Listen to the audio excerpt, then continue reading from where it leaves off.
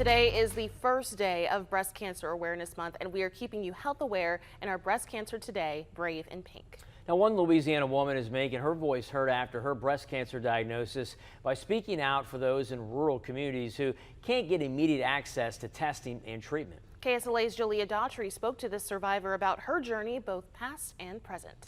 Julia, to hear Emily's story really is amazing. Jeff, Ashley, it certainly is. When Emily was diagnosed with the same disease that killed 2 generations of women before her, she found health resources in rural areas were limited. Determined to fight, she's sharing her story, saying where you live should not determine if you live.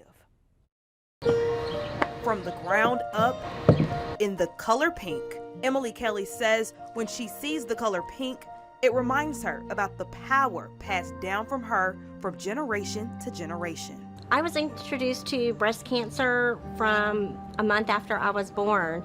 My grandmother passed away with breast cancer. By the time they found it, it was too late, and she passed away. Little did baby Emily know the loss of her grandmother would set the stage for what her family will endure in the years to come. Fast forward to 2023, and that February, my mother was diagnosed with breast cancer, and I wouldn't have known if you told me that 4 months later, I myself would be diagnosed with breast cancer. Remembering the loss of her grandmother and seeing her mother diagnosed with the same diagnosis that killed her mother, Emily was determined to fight. This ends with me, the generations of women dying to breast cancer and not being able to fight. It ends here. I am going to fight. I am going to live. I am going to survive, and I am going to thrive no matter what.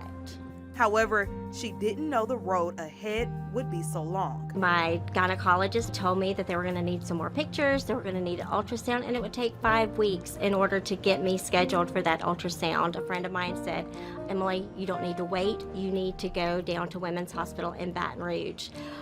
Within the next week, I had an appointment, and they did mammogram, ultrasound, and biopsy all the same day, and that's standard of care. Emily says her journey was tough, but those around her made it special. We had just about to celebrate our 2nd wedding anniversary. We both waited till our 40s to get married for the first time. And so it was like, I just found the one I was supposed to be with, and now we have cancer. But he was my rock during the whole thing. And he and my husband were at every appointment, at every treatment that I went to. They didn't go in the hospital, but they waited. There was a bench outside the door, and so they were there waiting for me. Emily had 19 rounds of radiation, never losing her smile. Emily, remember the prayers of encouragement and comfort that are with you on this journey. Thank you for your example of faith and inspiration and hope you are sharing. Love and prayers. The day she dreamed about since the start of her journey came to be. The color pink became more than just a color. It reminded her of her fight. However, Emily's battle was far from being over, taking her pain of loss, power of beating cancer, and purpose to help those who are in need.